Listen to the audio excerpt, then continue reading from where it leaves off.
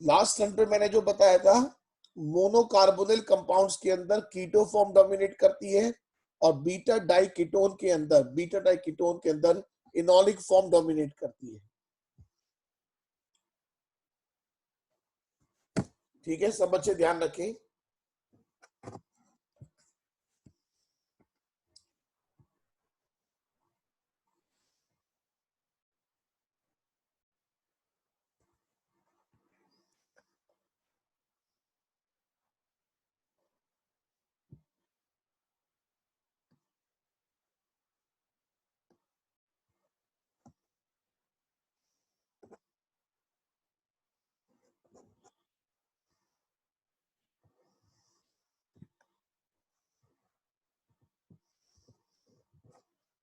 सब बच्चे ध्यान दें, फिर आगे स्टार्ट करते हैं।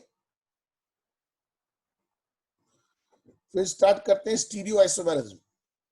काफी इंपॉर्टेंट पार्ट माना जाता है स्टीरियो आइसोमेरिज्म, काफी इंपॉर्टेंट पार्ट है stereo isomerism.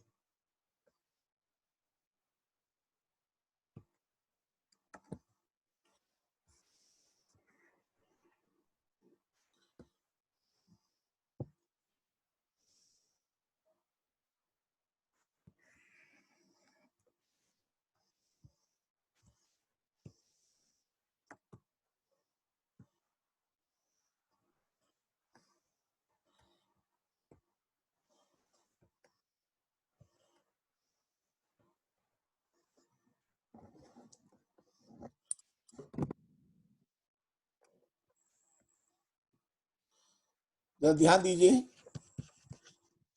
Stereo isomerism.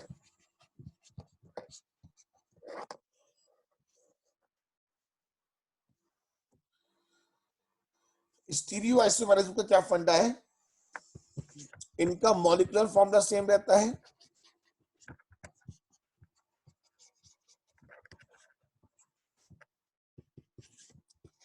Structural formula same रहता है,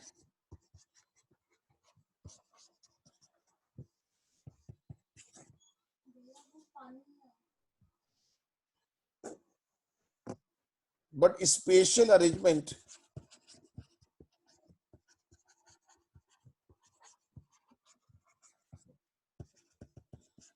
डिफरेंट रहता है, स्पेशल अरेंजमेंट डिफरेंट रहता है।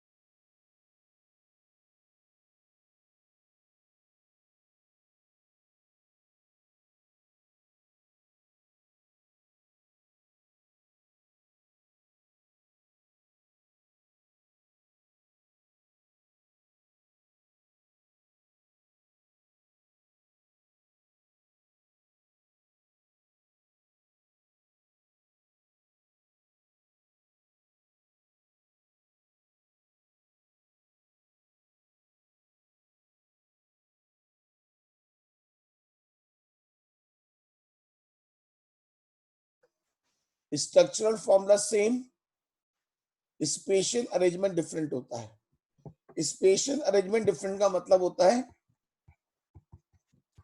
3D arrangement.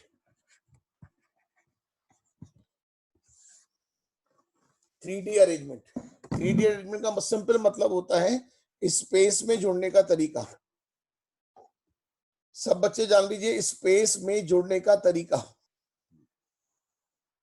स्पेस में जोड़ने का तरीका। सब फॉलो कर रहे हैं? अब आप ये देखो जरा, स्टीरियो के अंदर ज्योमेट्रिकल, ऑप्टिकल है, तो ये बहुत ज्यादा डिटेल है ना, पूरे पूरे टॉपिक है, डिटेल टॉपिक है। अब देखो जरा आप, कुछ याद आता है व्हाट इज ऑप्टिकल आइसोमेरिज्म?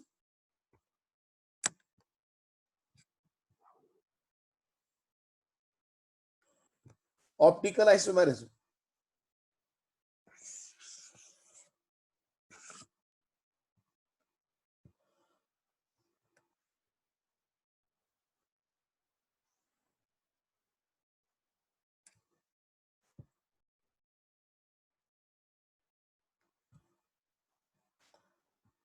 किसी बच्चे को याद आता हो what is optical isomerism?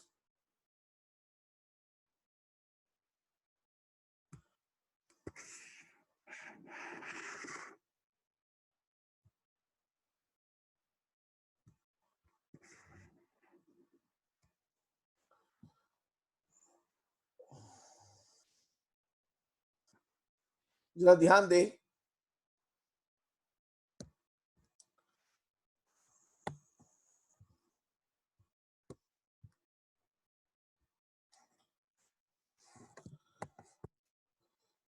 Optical isomerism आप जानते हैं, अनपोलराइज्ड लाइट को निकोल प्रिज्म से पास करते हैं polarised light.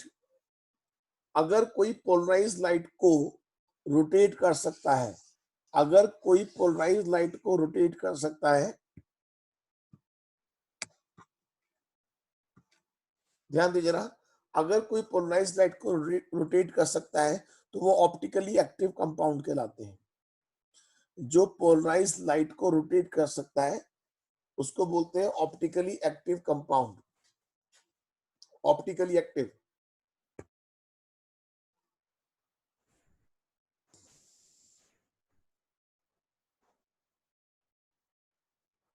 Optically active compound. जो कंपाउंड, सब बच्चे ध्यान देना, जो compound plane of polarized light को क्लॉकवाइज रोटेट करते हैं, जो compound plane of polarized light को क्लॉकवाइज रोटेट करते हैं, उन्हें डेक्स्ट्रो कंपाउंड कहते हैं। स्मॉल डी से रिप्रेजेंट करते हैं या प्लस। गलती से कैपिटल डी मत कह देना, कैपिटल डी का कुछ और मतलब होता है। और जो कंपाउंड एंटी क्लॉकवाइज रोटेट करते हैं वो लीवो, स्मॉल एल या माइनस कहलाते हैं। सब बच्चे ध्यान रखें,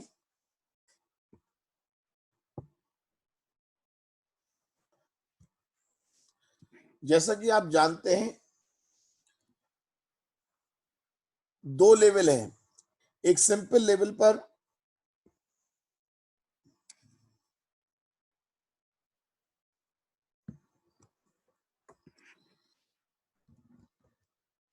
एक बार डायग्राम देख लीजिए आप,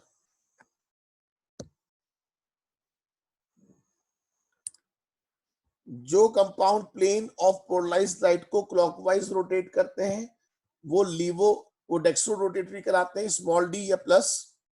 और जो एंटी क्लॉकवाइज रोटेट करते हैं वो लीवो एल या माइनस कहलाते हैं। ठीक है, इतना ध्यान रखें।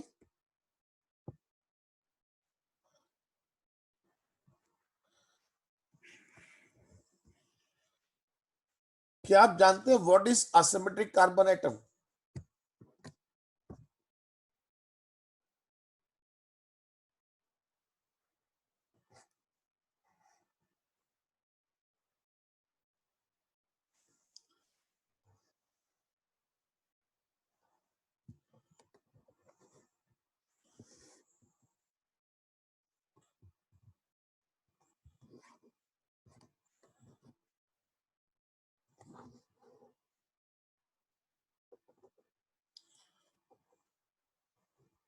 Asymmetric carbon atom. बताइए इसमें कितने असिमेट्रिक कार्बन एटम है?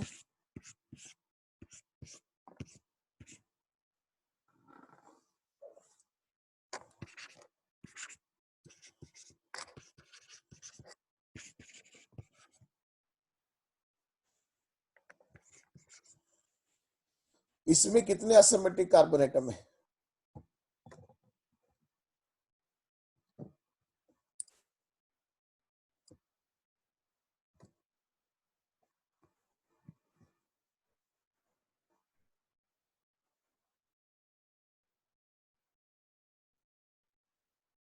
इसमें कितने असिमेट्रिक कार्बन एटम? सब बच्चे बताओ मुझे व्हाट्सएप पर।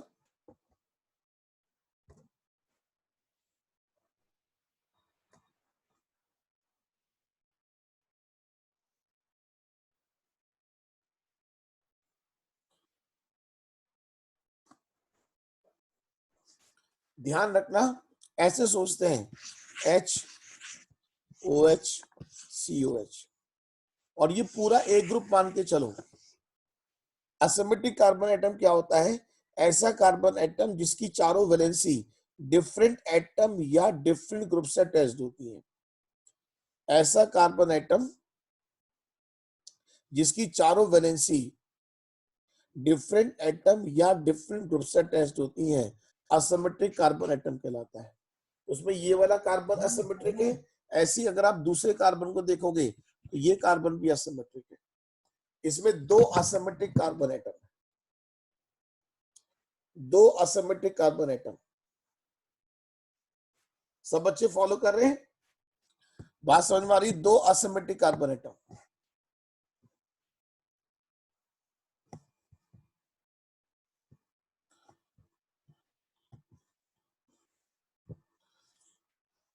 अब आप देखो जरा ध्यान से, ऑप्टिकल आइसोमेरिज्म के लिए मेन कंडीशन क्या है? कोई भी कंपाउंड ऑप्टिकल आइसोमेरिज्म कब शो करेगा? कोई बताएगा?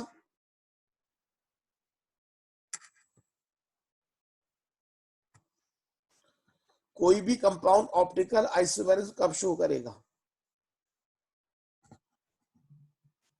कोई बताएगा आप में से?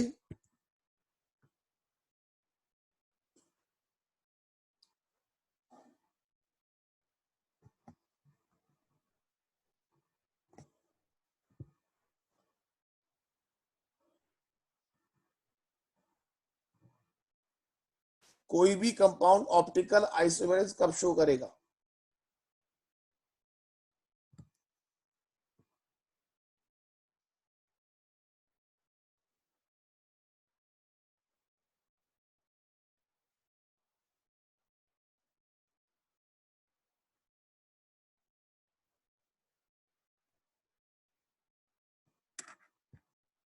कोई बताना चाहे तो हाथ खड़ा करे। कोई बताना चाहे तो हाथ खड़ा करे। ऑप्टिकल आइसोमेरिज्म के लिए मेन कंडीशंस क्या है?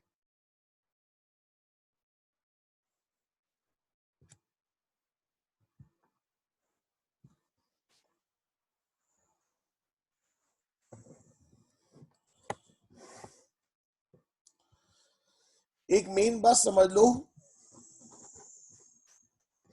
सबसे पहले 11th-12th लेवल पर ऐसा बोला जाता था कि जिनके पास असिमेट्रिक कार्बन एटम होता है, जिसके पास असिमेट्रिक कार्बन एटम होता है वो ऑप्टिकल आइसोमेरिज्म शो करते हैं, और जिनके पास असिमेट्रिक कार्बन एटम नहीं होता वो ऑप्टिकल आइसोमेरिज्म शो नहीं करते।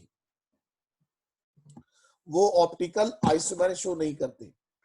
अब ध्यान दो, आप ध्यान से देखो, तो शुरुआत में यही था कि मतलब जिनके पास असिमेट्रिक कार्बन एटम है वो ऑप्टिकल शो करेंगे, और जिनके पास असिमेट्रिक कार्बन एटम नहीं हो शो नहीं करेंगे। बट आज की डेट में ध्यान रखना, असिमेट्रिक कार्बन एटम होना वन ऑफ द कंडीशन हो सकती है। आज की डेट में जो मेन कंडीशन मानी जाती है कि कोई भी कंपाउंड ऑप्टिकल आइसोमेरिज्म अगर शो कर रहा है तो उसमें किसी भी तरह की सिमेट्री नहीं होनी चाहिए। अगर मॉलिक्यूल में किसी भी तरह की सिमेट्री है चाहे वो प्लेन ऑफ सिमेट्री हो, चाहे सेंटर ऑफ सिमेट्री हो, या एक्सिस ऑफ सिमेट्री हो, कोई भी अगर मॉलिक्यूल में किसी भी तरह की सिमेट्री है तो वो ऑप्टिकल आइसोमेरिक शो नहीं करेगा। अगर मॉलिक्यूल में किसी भी तरह की सिमेट्री है तो वो ऑप्टिकल आइसोमेरिक शो नहीं करेगा। तो मेन कंडीशन जो मानी जाती है कि मॉलिक्यूल के अंदर सिमेट्री नहीं होनी चाहिए,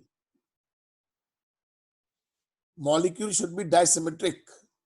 ध्यान रखना, जो अब मेन माना जाता है, ऑप्टिकल आइसोमेरिक की मेन कंडीशन मानी जाती है कि जो मॉलिक्यूल में सिमेट्री नहीं होनी चाहिए। अब मैंने दो आइसोमर्स बना रखे हैं, अगर आप देख पा रहे हो, D lactic acid and L lactic acid, D lactic acid and L lactic acid. D lactic, जो अगर दो आइसोमर्स हैं, ऑप्टिकल आइसोमर्स आपको बनाने आते होंगे, मिरर इमेज बनाते हैं, जो मिरर के नजदीक है वो मिरर के नजदीक, जो मिरर से दूर है वो मिरर से दूर जाएगा। अब आप ये देखो जरा, सब बच्चे ध्यान दें,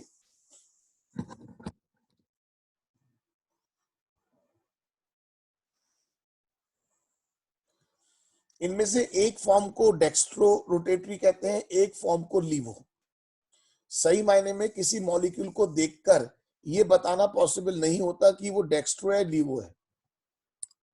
हम ये मान लेते हैं कि अगर दो कंपाउंड ऑप्टिकल आइसोमर्स हैं तो उनमें से एक डेक्स्ट्रो होगा और एक लीवो होगा।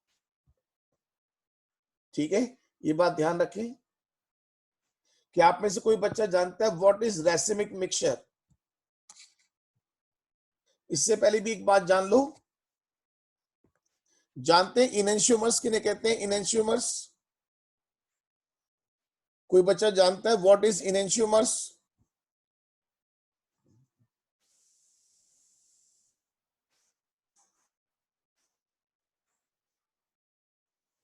ध्यान रखना, नॉन सुपर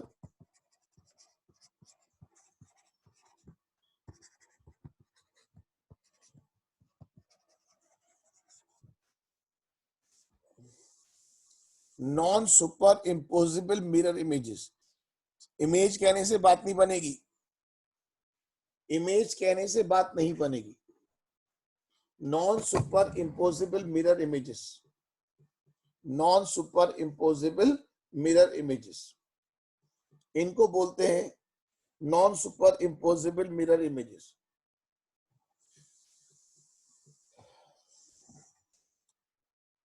सब बच्चे फॉलो कर रहे हैं? जो एक दूसरे की मिरर इमेज हो बट सुपर इम्पोज ना करते हो। सुपर इम्पोज का मतलब, अगर हम एक को एक के ऊपर उठा के रखेंगे तो H के ऊपर H आएगा, OH के ऊपर OH आएगा, CH3 के ऊपर CH3 और COH के ऊपर COH। तो आप ये समझ लो सुपर इम्पोज ना करते हो। Non super imposable mirror images are known as enantiomers. इनकी खास बात क्या होती है? ये लाइट को इक्वली और अपोजिट रोटेट करते हैं। इस बात को लिख लो, लाइट को इक्वली और अपोजिट रोटेट करते हैं। जो इनेंशियोमर्स होते हैं वो लाइट को इक्वली और अपोजिट रोटेट करते हैं।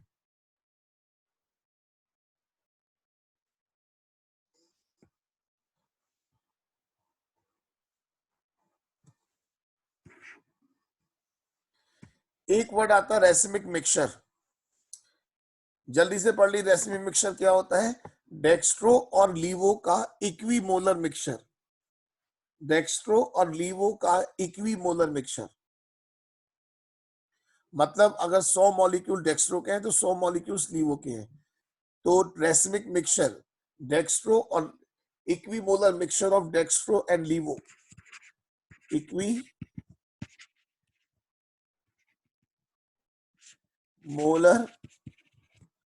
Mixture of dextro and levo form, dextro and levo form of same compound। ध्यान रखें ऑप्टिकली इनएक्टिव होता है, रेसिमिक मिक्सचर ऑप्टिकली इनएक्टिव होता है due to external compensation, optically inactive due to external compensation.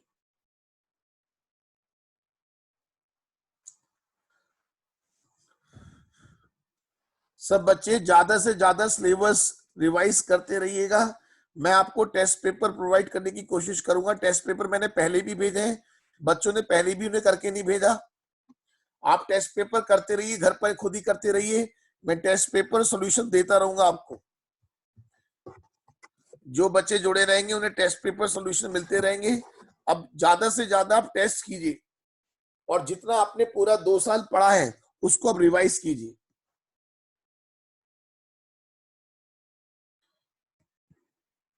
एक होता है मीजोफॉर्म, जरा ध्यान दे दे मीजोफॉर्म क्या है। मीजोफॉर्म जब दो असिमेट्रिक कार्बन एटम के बीच प्लेन ऑफ सिमेट्री लाई करती है। सब बच्चे ध्यान रखना, दो असिमेट्रिक कार्बन एटम के बीच प्लेन ऑफ सिमेट्री लाई करती है तो ऐसा कंपाउंड ऑप्टिकली इनएक्टिव हो जाता है। मीजोफॉर्म भी optically inactive due to internal compensation.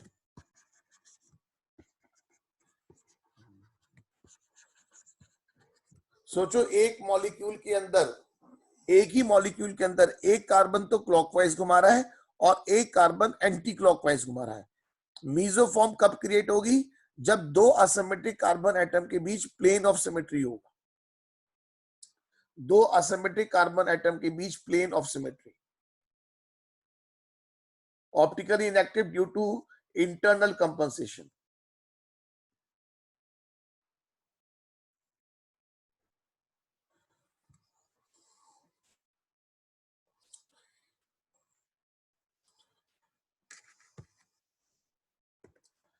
Number of optical isomers निकालने का एक फॉर्मूला होता है, नंबर ऑफ ऑप्टिकल आइसोमर्स। वैसे बहुत अच्छे लेवल पर इतने ज्यादा फॉर्मूले की जरूरत पड़ती है। वैसे तो ये वाला फॉर्मूला काफी इंपॉर्टेंट माना जाता है। नंबर ऑफ, आप स्क्रीनशॉट ले लो, आप स्क्रीनशॉट ले लीजिए।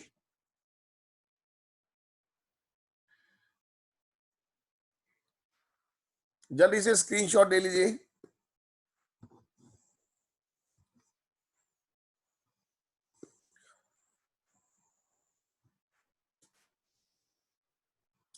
नंबर ऑफ ऑप्टिकल आइसोमर्स हम 2 पार्ट्स में डिवाइड करते हैं। जब मॉलिक्यूल 2 भाग में डिवाइड नहीं होता, मेन क्वेश्चन में से यही आता है, not divided into identical half, तो उसके पास जितने असिमेट्रिक कार्बन एटम होते हैं 2 की पावर n, n क्या है? Number of asymmetric carbon atom. अगर किसी के पास 2 असिमेट्रिक कार्बन एटम है तो उसके ऑप्टिकली एक्टिव फॉर्म जो होंगी 2 की पावर n। कंडीशन अगर वो आइडेंटिकल हाफ में डिवाइड नहीं हो रहा। सब बच्चे ध्यान समझ लो, अगर वो आइडेंटिकल हाफ में डिवाइड नहीं हो रहा, 2 की पावर n। ईपी का मतलब इनेंशियोमेरिक पेयर, इनेंशियोमेरिक पेयर आधे बनेंगे, रेसिमिक मिक्सचर आधे बनेंगे। मीजोफॉर्म बनी नहीं पाएगी। मीजोफॉर्म के लिए प्लेन ऑफ सिमेट्री चाहिए, वो बात हमने पहली कह दी कि ये आइडेंटिकल हाफ में डिवाइड नहीं हो रहा। जल्दी से नोट कर लो।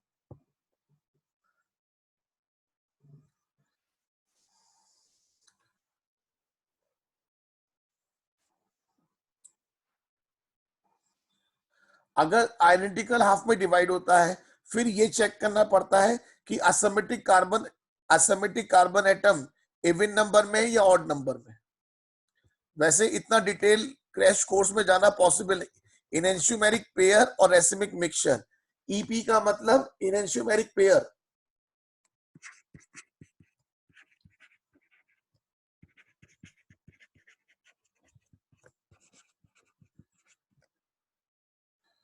और आरएम का मतलब रेसिमिक मिक्सचर।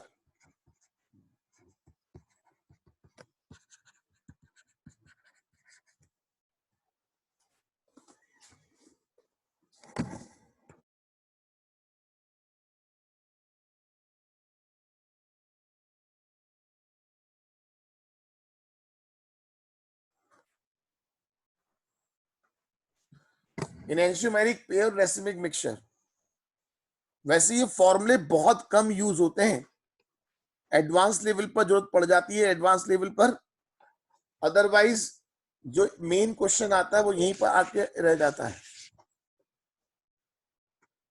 अगर आप क्वेश्चन ट्राई करेंगे तो इतना हाई लेवल का क्वेश्चन मिलता नहीं है। जैसे कि आप ये देखो एग्जांपल मैंने बोर्ड पे बनाया है, बताओ 3 स्टार लगे हुए हैं, ये तीनों असिमेट्रिक कार्बन एटम है। अब आप ये बताओ क्या ये आइडेंटिकल हाफ में डिवाइड हो रहा है? जल्दी बोलो, क्या ये आइडेंटिकल हाफ में डिवाइड हो रहा है? बीच में जो मैंने रेड लाइन खींची हुई है क्या इसके इधर उधर सेम है? जब ये आइडेंटिकल हाफ में डिवाइड नहीं हो रहा तो ऐसे में फॉर्मूला 2 की पावर n, 2 की पावर 3, इसके ऑप्टिकली एक्टिव फॉर्म होंगी 8, इनेंशियोमेरिक पेयर 8/2 4, रेसिमिक मिक्सचर 4 और मीजोमेरिक फॉर्म 0। ये इंपॉर्टेंट क्वेश्चन है इस टाइप का, क्योंकि इतना क्वेश्चन करना भी हर एक के बस की बात नहीं है।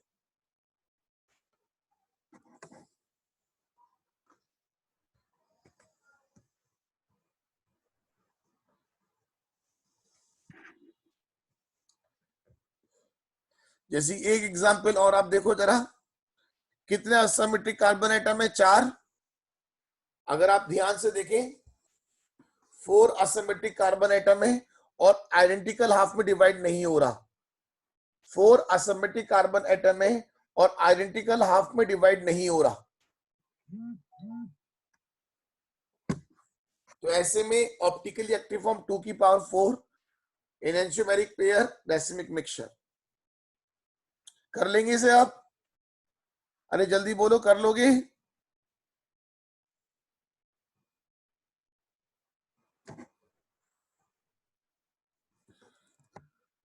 सबसे पहले चेक करो कितने असिमेट्रिक कार्बन एटम है। सबसे पहले चेक करें कितने असिमेट्रिक कार्बन एटम है, उसके बाद चेक करो। आप देखो यहां से ये आइडेंटिकल हाफ में डिवाइड हो रहा है, इधर CHO है, इधर CH2OH है, क्या इधर उधर सेम है डिफरेंट है? अरे बोलो, सेम है डिफरेंट है?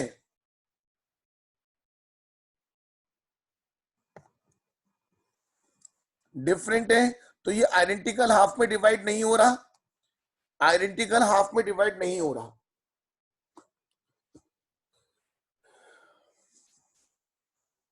तो ऐसे में मैंने बताया फॉर्मूला 2 की पावर 4, एक ही याद कर लो बहुत है, इससे ज्यादा इलझने की जरूरत नहीं है।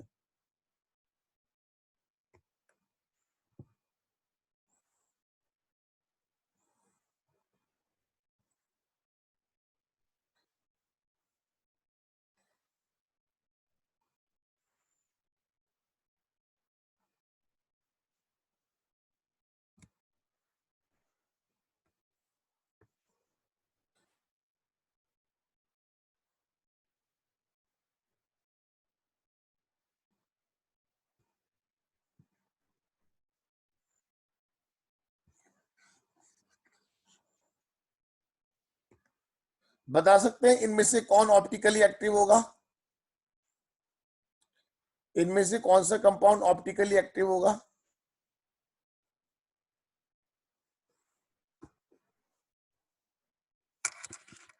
ए या बी? इनमें से कौन सा कंपाउंड ऑप्टिकली एक्टिव होगा?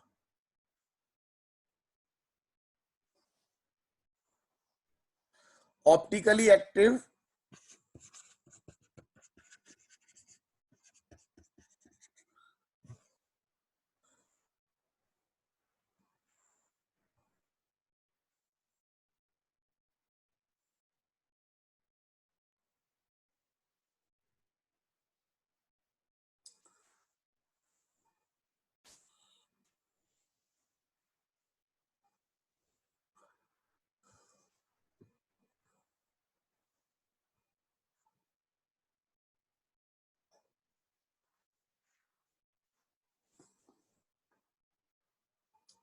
जल्दी बोलिए।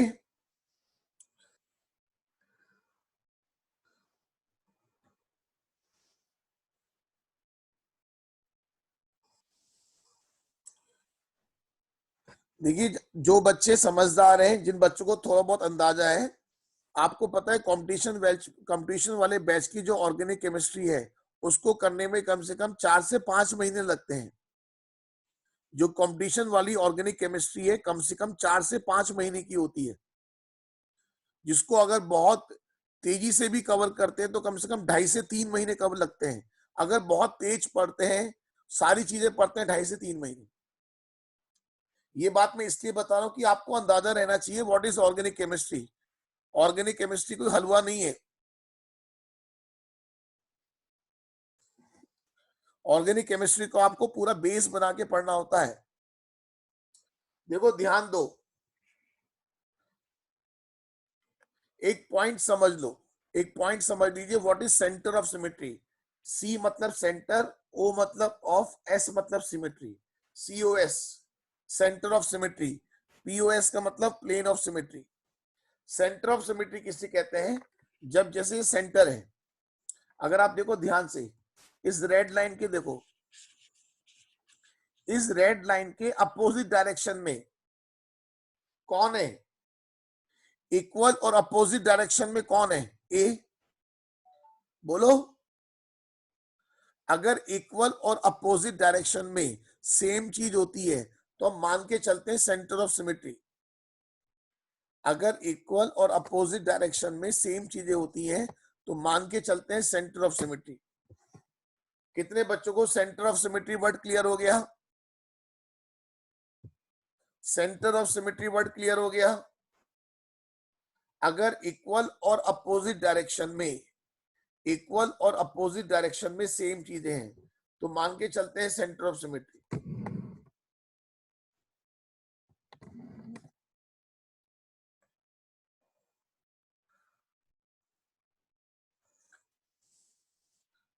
सब बच्चे फॉलो कर रहे हैं? इक्वल और अपोजिट डायरेक्शन में अगर सेम चीजें हैं तो बोलते हैं सेंटर ऑफ सिमेट्री। और मैंने आपको बताया था, अगर आपको मेरी बात याद आ रही हो, ऑप्टिकल आइसोमेरिज्म के लिए किसी भी कंडीशन में, किसी भी कंडीशन में सिमेट्री नहीं होनी चाहिए।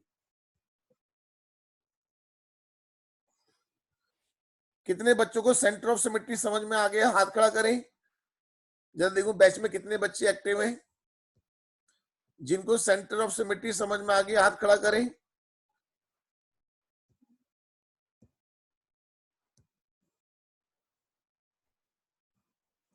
ठीक है। जो बच्चे हाथ खड़ा नहीं करते ना सिंपल सिंपल टॉपिक पर भी, मुझे लगता है वो बैच में सोते रहते हैं।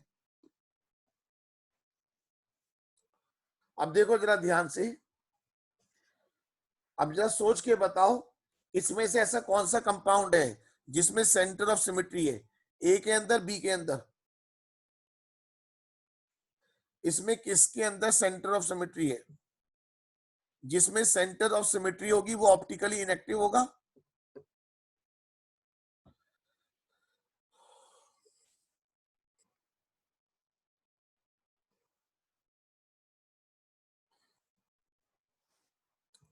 जिसमें सेंटर ऑफ सिमेट्री होगी वो कंपाउंड कैसा होगा? Optically inactive. तो आप बताइए, अब बी को देखो जरा ध्यान से, सब बच्चे देखो एक बार में।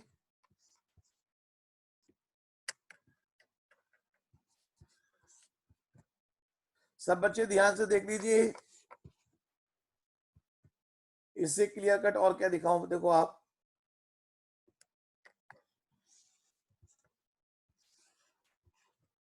इक्वल और अपोजिट डायरेक्शन में आप देखो सेम चीजें हैं। कहीं से कहीं तक देख लो, इक्वल और अपोजिट डायरेक्शन में सेम चीजें हैं। इसके अंदर सिमेट्री है।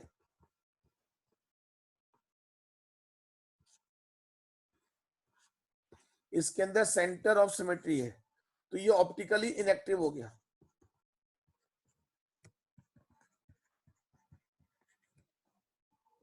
ये एक्टिव हो गया।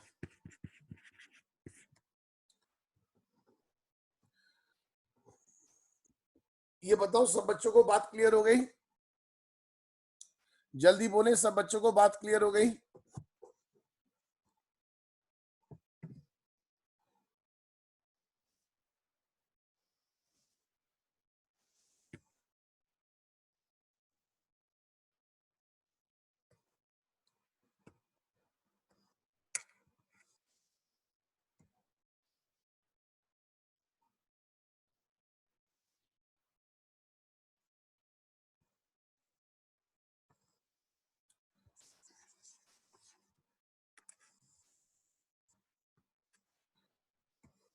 ये दो कंपाउंड नोट कर लो, बड़े काम के हैं।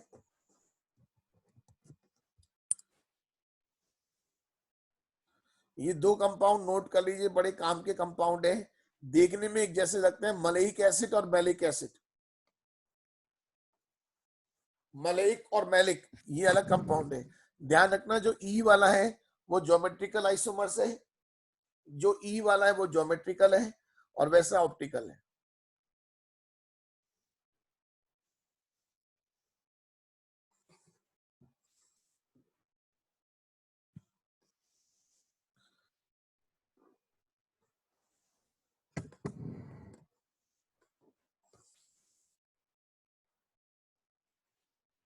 सब फॉलो कर रहे हैं?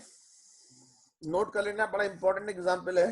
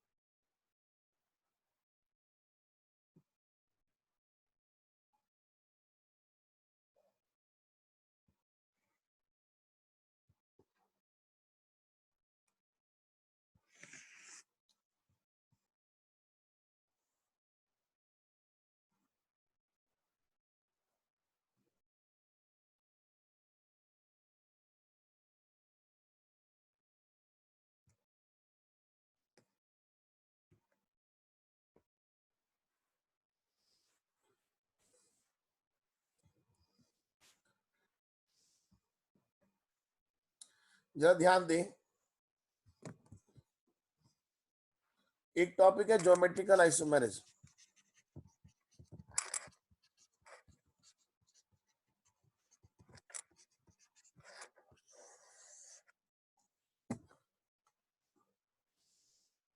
ज्योमेट्रिकल आइसोमेरिज्म, देखो एक सिंपल सी बात समझ लो पहले, डिटेल तो फिर काफी डिटेल है। आप ये चेक करो, जो यहाँ पे डबल बॉन्डेड कार्बन एटम है, डबल बॉन्डेड कार्बन एटम, इस पर डिफरेंट एटम या ग्रुप अटैच्ड होने चाहिए। डबल बॉन्डेड कार्बन एटम पर, जैसे कि आप बताओ, ये वाला जो स्ट्रक्चर है, ये सिस फॉर्म है, ट्रांसफॉर्म है? सब बच्चे बताइए, ये सिस फॉर्म है, ट्रांसफॉर्म है? जल्दी बोलो।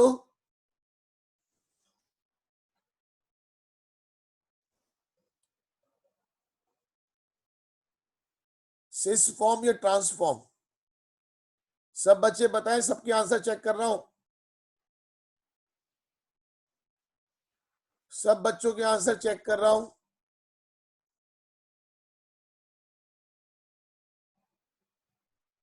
सब बच्चों के आंसर चेक कर रहा हूं।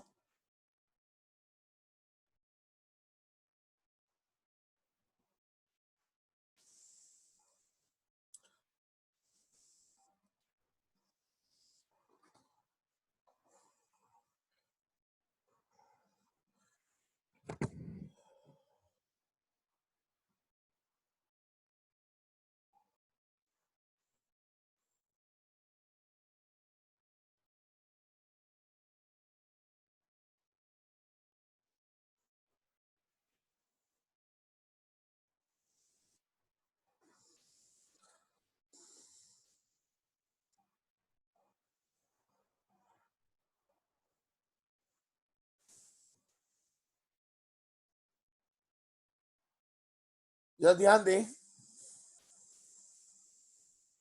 मैं भी आपको इनडायरेक्ट में बता चुका था। अगर आप देखो, जो डबल बॉन्डेड कार्बन एटम है, एक बार में एक कार्बन को फोकस करो, एक बार में एक कार्बन को फोकस करो, इस डबल बॉन्डेड कार्बन पे चेक करो, सेम एटम्स हैं डिफरेंट हैं? सब बच्चे चेक करें, इस डबल बॉन्ड वाले कार्बन पर सेम एटम है या डिफरेंट एटम्स हैं? सेम है।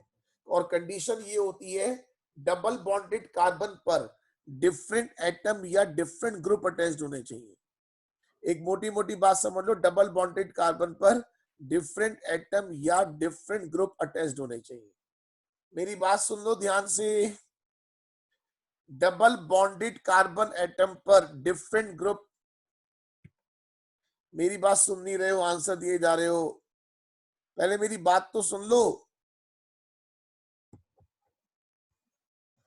डबल बॉन्डेड कार्बन एटम पर, डबल बॉन्डेड कार्बन एटम पर डिफरेंट एटम या ग्रुप अटैच्ड होने चाहिए। अगर डबल बॉन्डेड कार्बन एटम पर सेम एटम्स या सेम ग्रुप अटैच्ड होते हैं तो ज्योमेट्रिकल आइसोमेरिक शो नहीं करेगा। कंडीशंस आती है, ध्यान रखना। आपके यहाँ मेन कंडीशन वैसे यही है, डबल बॉन्डेड कार्बन वाली। कई बार अच्छे लेवल पे डबल बॉन्ड नाइट्रोजन भी आ जाता है, कई बार साइक्लिक कंपाउंड्स भी आ जाते हैं। वैसे मेन बात आप ये ध्यान रखो, डबल बॉन्डेड कार्बन पर, डबल बॉन्डेड कार्बन पर डिफरेंट एटम्स या ग्रुप, तो ये जब ज्योमेट्रिकल शो ही नहीं कर रहा तो सिस और ट्रांस की तो बात ही नहीं आएगी। मेरी बात समझ में आ रही है? ध्यान से सुन लो, जब ये ज्योमेट्रिकल शो नहीं कर रहा तो सिस और ट्रांस की तो बात ही नहीं आएगी। जब ये ज्योमेट्रिकल आइसोमेरिक शो नहीं कर रहा तो सिस और ट्रांस की तो कोई बात ही नहीं है।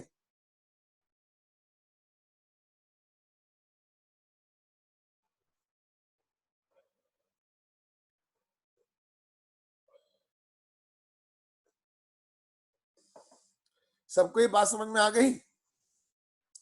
कुछ बच्चे इन दो स्ट्रक्चर में कंफ्यूज हो जाते हैं, जरा चेक करो, जरा ध्यान दो, इस वाले कार्बन को चेक करो, ये H और ये COH डिफरेंट है, और ये H और COH डिफरेंट है। एक बार में एक कार्बन को चेक करो,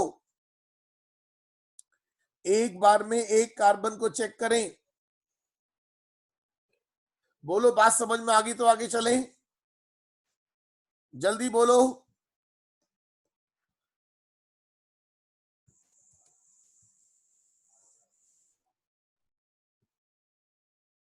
ईवा बेटा, बात समझ में आ गई?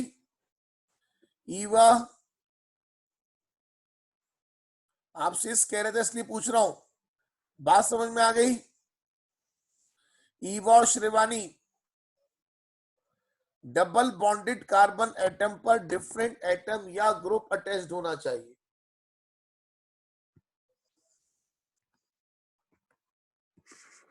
अगर सेम ग्रुप पास पास होते हैं तो सिस फॉर्म,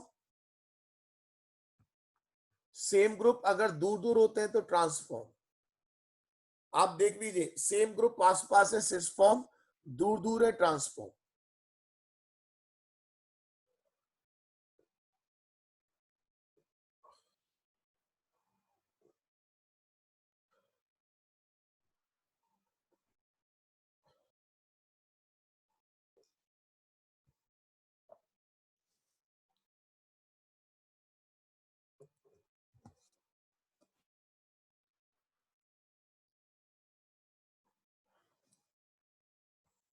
सब बच्चे फॉलो कर रहे हैं?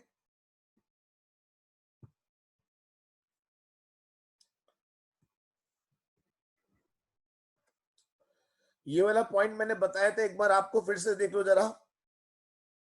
अगर एक ही कार्बन पर दो सीओएच, जैसे एक ही कार्बन पर अगर दो सीओएच ग्रुप हैं तो गर्म करते हैं CO2 गैस बाहर निकलती है, और अगर दो साथ वाले कार्बन पर COH ग्रुप होते हैं तो गर्म करते हैं तो पानी बाहर निकलता है।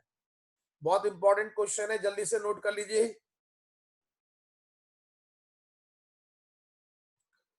जल्दी से स्क्रीनशॉट लीजिए।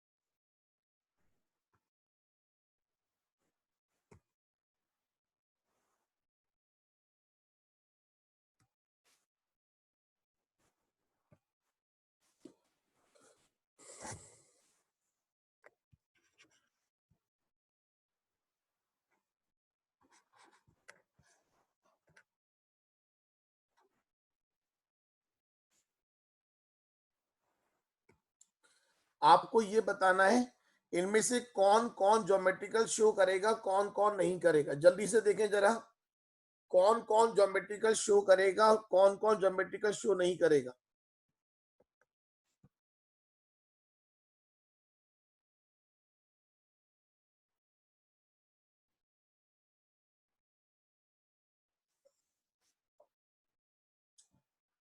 जल्दी से मेरे को आंसर लिख के भेज दो, first, second, third, fourth, fifth.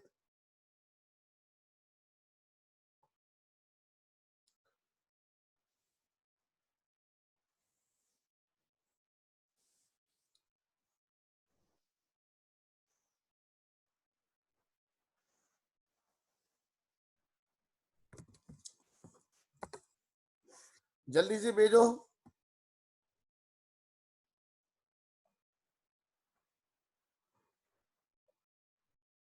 ऐसे लिख के भेज दो, फर्स्ट वाई, सेकंड एन।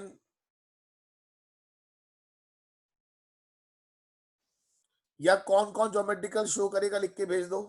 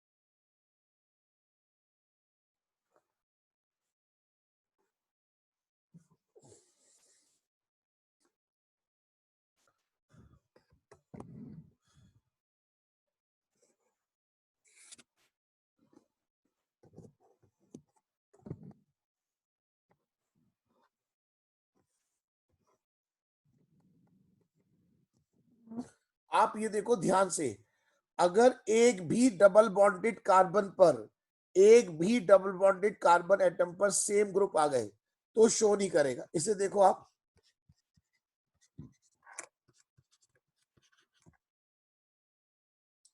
पहला वाला शो नहीं करेगा। दूसरा वाला देखो, इस वाले कार्बन पर सेम आ गए तो दूसरा वाला भी शो नहीं करेगा। ये बताओ तीसरा वाला शो करेगा या नहीं? तीसरा वाला बता दो, यस या नो।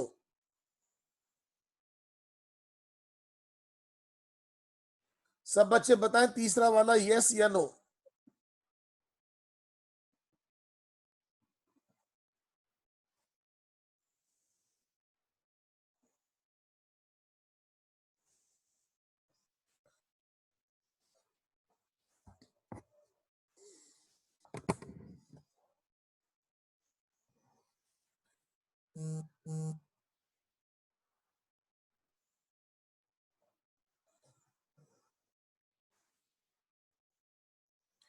तीसरा वाला आप साइड में देखो, मैंने बना रखा है, ये भी डिफरेंट है।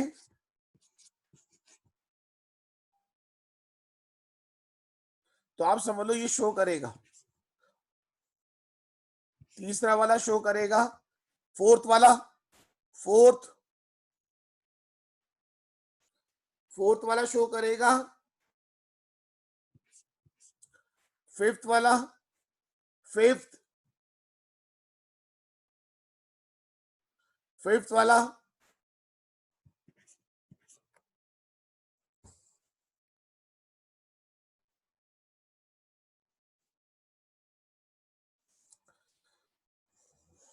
ऑर्गेनिक रिवाइज करते रहिए आप लोग। जो जो मेन मेन पॉइंट्स हैं जहां आप गलती कर सकते हैं वो पॉइंट मैं आपको बता रहा हूं जो आपके टच में नहीं है। ऑर्गेनिक की इक्वेशन मैंने बताई है, कुछ क्वेश्चंस आप करेंगे तो पॉइंट क्लियर हो जाएंगे आपको। ऐसे इनऑर्गेनिक के कुछ पॉइंट्स बताऊंगा। मैंने इनऑर्गेनिक में काफी सारी इक्वेशंस आपको याद भी कराई हैं। इनऑर्गेनिक की बहुत सारी इक्वेशंस ऑलरेडी मैंने आपको याद कराई हैं, हीटिंग इफेक्ट वगैरह। कुछ इक्वेशंस आप करना शुरू करेंगे। 12th क्लास की इक्वेशन तो अभी आप पढ़ के आए रहे हैं, 11th वाली मैं रिकॉल करा दूंगा, जो मेन मिस्टेकन पॉइंट वो सब बता दूंगा। ठीक है, अपना करते रहिए, जितना हो सके क्वेश्चन पेपर करते रहिए। फिर आज के लिए इतना रखते हैं।